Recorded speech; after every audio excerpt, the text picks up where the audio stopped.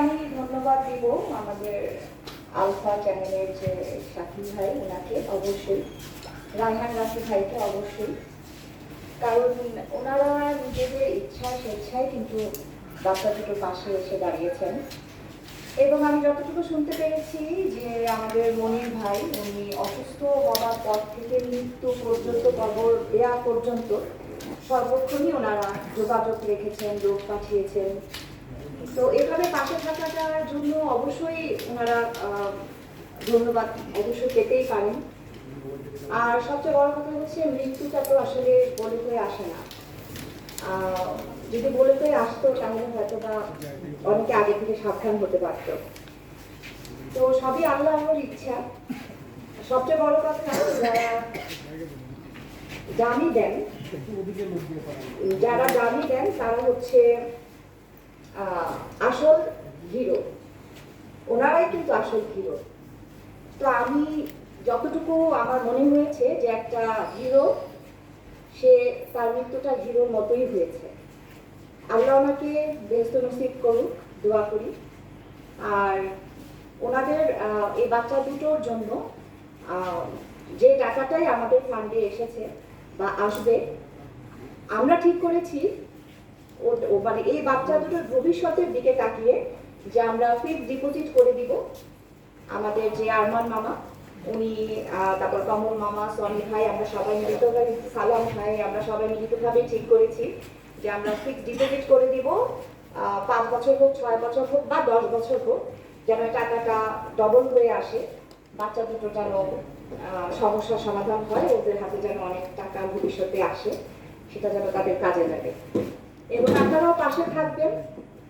আর আবারও মনির ভাইয়ের জন্য অনেক অনেক দোয়া থাকলো, আমাদের রিয়েল হিরোর জন্য দোয়া থাকলো। সবাই ভালো থাকবেন। কিছু কিছু বক্তব্যের মাঝখানে কিছু বিষয় স্পষ্ট করা এটা নৈতিক দায়িত্বের মধ্যে পড়ে। আমাদের অস্বীকার করার কোনো সুযোগ নেই, বাংলা চলচ্চিত্রের বর্তমান সময়ের সুপারস্টার শাকিব খান, যিনি বর্তমান সময়ের বাংলা চলচ্চিত্রের অস্তিত্ব ধরে রেখে সামনের দিকে এগিয়ে যাচ্ছে।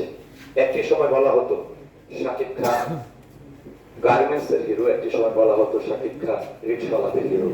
সে দ্বার প্রান্ত থেকে এসে তিনি উচ্চ থেকে উচ্চতম পর্যায়ে চলে গেছেন, সকল দর্শককে হলে নিতে সক্ষম হয়েছেন। অনেকেই তিনি যখন আমাদের মনির ভাই মারা গেছেন, আমরা সামাজিক যোগাযোগ মাধ্যম ফেসবুকে দেখেছি যে অভিযোগ করেছেন, অনেকে না জেনে শুনে অনেক অভিযোগ করেছেন, অনেক অনেক ধরনের মন্তব্য করেছেন যে শাকিব খান দেখতে গেল না কেন। এটি যদি একটু বলি যে আসলে আপনারা নিশ্চয়ই দেখেন যে কিছু কিছু ভিডিও ভাইরাল হয় যেখানে হাজার হাজার লাখ লাখ মানুষ এসে সমবেত হয়, শুটিং করা অনেক কষ্টদায়ক হয়। এবং এটিরও আমার মনে হয় অনেকটা কারণ যে বাংলাদেশের দর্শকই কিন্তু সবচেয়ে বেশি কোনো শুটিং এ ছুটে আসে, যেটি পার্শ্ববর্তী রাষ্ট্র বা কোথাও শুটিং করলে এরকম হয় না। তো নিরাপত্তা, যেহেতু একটি ছেলে শুটিং এ পরলোক গমন করেছেন, তাকে হাসপাতালে নিয়ে যাওয়া হয়েছে, সেখানে কিন্তু একজন মানুষ শাকিব খানের মতন সুপারস্টার সেটি সে জায়গায় দৌড়ে ছুটে যেতে পারতো না। আবার অনেকেই দেখেছেন যে শিল্পীদের জন্য বা এরকম সিচুয়েশনে শাকিব খানের ভূমিকা কি থাকে। এটিও আজকে আপনাদের মাধ্যমে একটু স্পষ্ট করতে চাই। শাকিব খান যা করেন গোপনে করেন, নীরবে করেন।